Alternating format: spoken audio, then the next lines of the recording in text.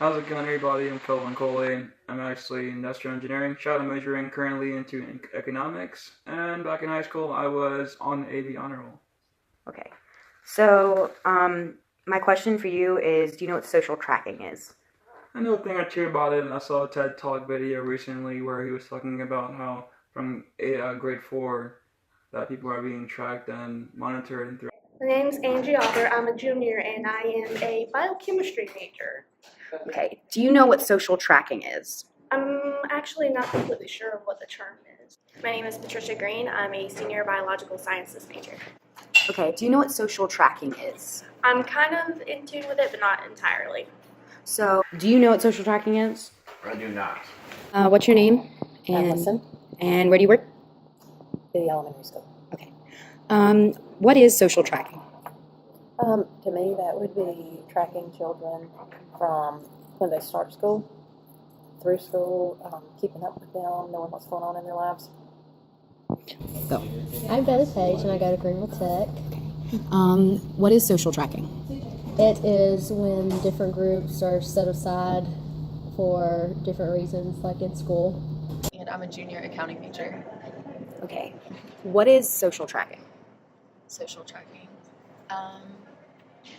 I feel like it's when you're kind of put into like a certain group when you're younger, and then you kind of have to follow in that group. I think. I'm Cece John Cotton. I'm a junior psychology major.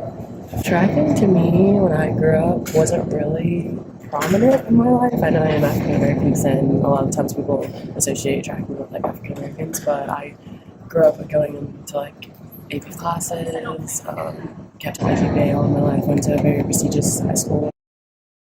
Standardized test? Did you ever do pass or anything like a state standardized test? Yeah, for sure. I did probably like STAR testing in Sacramento, California.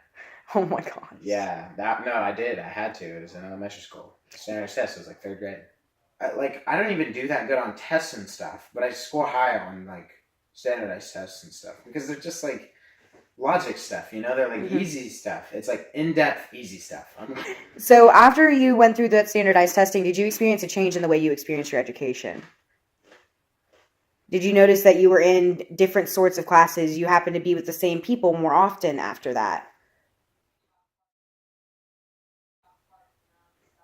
Wow, I never thought about that. How did you experience being separated into groups based off of your academic success? Honestly, I just really felt like I didn't really notice it too much because I just saw the same people every day for like, years. Would you say, for example, how many people did you interact with that were in the lower tracks? Not very many. The school that I went to, it was very like separated based on like hallways. You would have like kind of the honors Really? hallway and then like the CP hallway. Yeah. In high school, we had teams. They said they were random, But they weren't. They were not. But what was like the racial and socioeconomic composition of like your track? I came from a prominently white school, so most everyone was white to begin with. But I would definitely say there was only one or two African American students in my track, and I would say the majority were upper class socioeconomic students.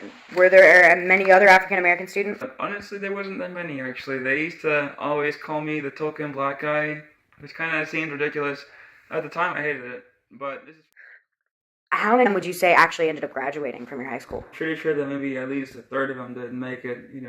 Some people pregnancies. There was a lot of stuff going on. So. And did most of those dropouts come from your class?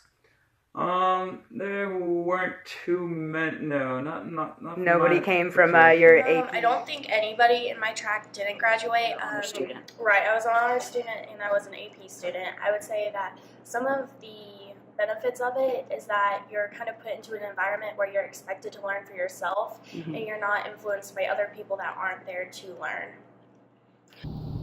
Would you say that it can be a beneficial thing if you had the addition of mentors to a flexible tracking schedule? Yes. So do you feel that the track that you were placed on in any way limited your ability to like adapt in certain situations and branch out in other ways? Students it didn't, just because I feel like I had a lot of say in the classes that I was taking.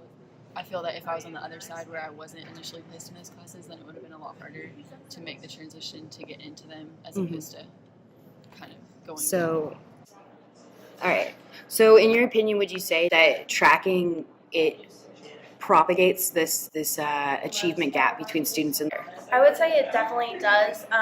I personally come from like a middle to lower class family, so it's definitely harder to kind of keep up with the higher class students just because they kind of get that more attention from the teachers and whatnot, and they're kind of more involved with the school and everything. People from socioeconomic statuses, they tend to like not teach them the same curriculum as people that are of higher income, and which makes them in turn think like, okay, like I'm not as smart as the kids that go to these schools, but they probably really are. Yeah. I mean, I was a bit like out of place. Yeah, I was put in a lot of math and science classes, and I was pressured from a really young age to head into the math and science field. I was more interested in music, but my parents and the teachers were like, "You did so well in the math and science portions of this test. Why don't you go become an engineer?" And I got here, I tried to be an engineer, and I hated it so bad. So I was completely derailed off of what I wanted to do and put into what they thought I would do best in. Ultimately, social tracking is synonymous with ability grouping. Unfortunately, today it's less overt than it once was before No Child Left Behind, so it's more difficult to see the effects of and correct. However, it is seriously still impacting students' lives. For example, there were several students who may not have realized at the beginning of their interview what social tracking was, but upon prodding, started to realize the many ways in which grouping had affected them in their lives.